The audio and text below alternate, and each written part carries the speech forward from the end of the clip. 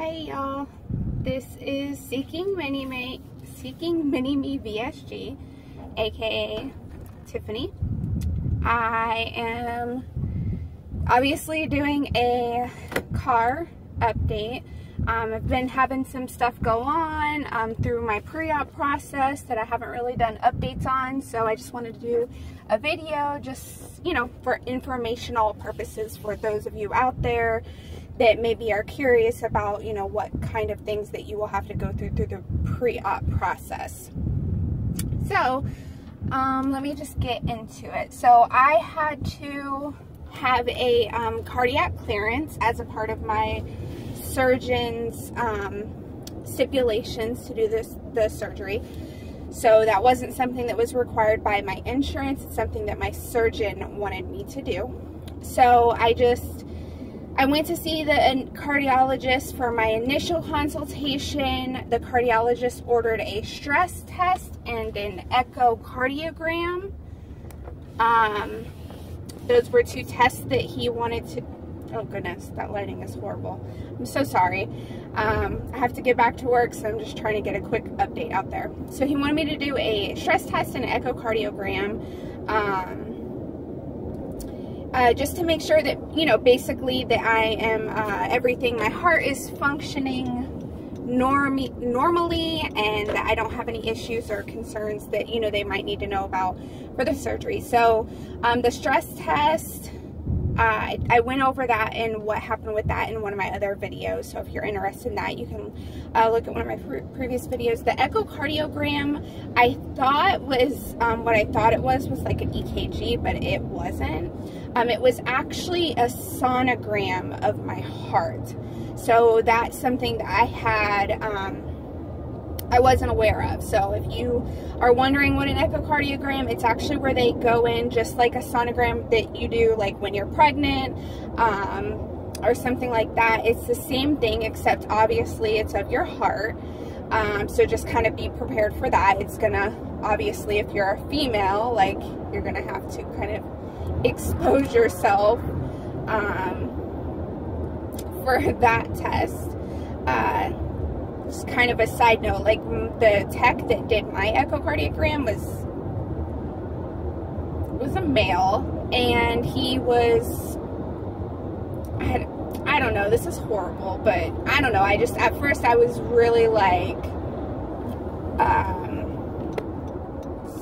sorry, I was really nervous when I first met him, and then he told me what an echocardiogram was. I was like, I felt really kind of uncomfortable because, I don't know about you, but anytime I go to a doctor and like an OBGYN or something like that, I see females because that's just how I feel more comfortable like that.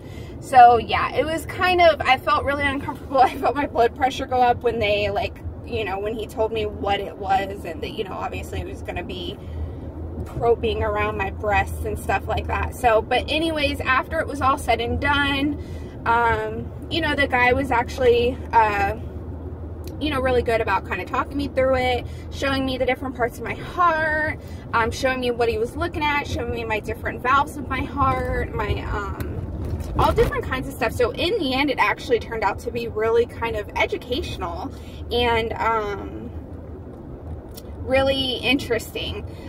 So it was fine. That all turned out well.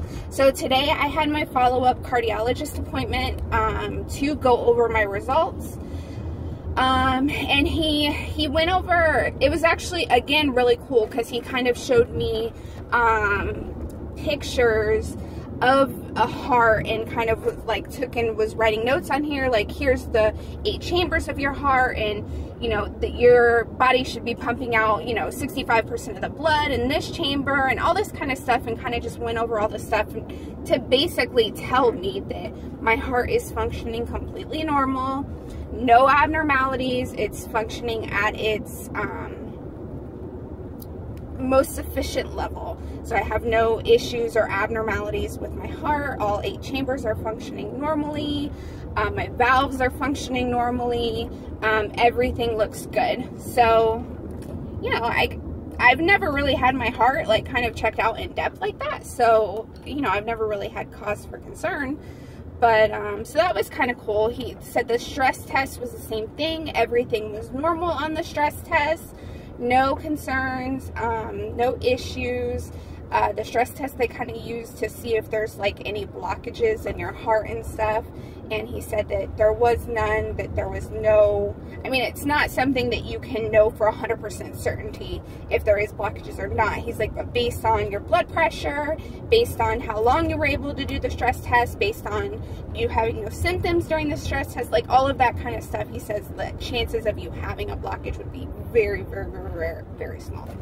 So yeah, everything was good. He gave me cardiac clearance. He said that I was, so the cardiac clearance is either low, moderate, or high, and he said I was a low risk. So I got that paperwork and everything that they're going to send over to my surgeon. So that was all good. I also had my very first appointment with my dietitian. To be honest with you, the main reason why I didn't really do an update after that appointment was I just really didn't feel like I had information to give. I'm not new to losing weight. I've lost weight multiple times in the past. Again, my issue is just keeping it off. So it wasn't really any information that I'm not aware of already. So, you know, it was just kind of like, oh, you should, you know, be eating, you know, this or that. You should be avoiding this and that, like that kind of stuff. So obvious, like for me, it's just a lot of information that I already know.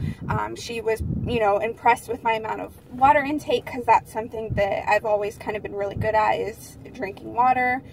So she was impressed with that. She told me the big thing that I need to do is eliminate caffeine, because she said that you might as well go ahead and eliminate caffeine now, because after the surgery they don't want you drinking coffee for like quite a while after the surgery. Like I think she said like a year after the surgery. So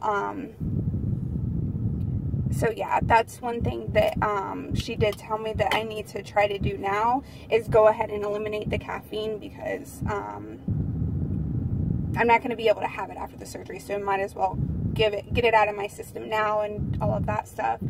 Aside from that, she did also tell me that based on the times that I'm having my appointments, based on the doctor's schedule, and based on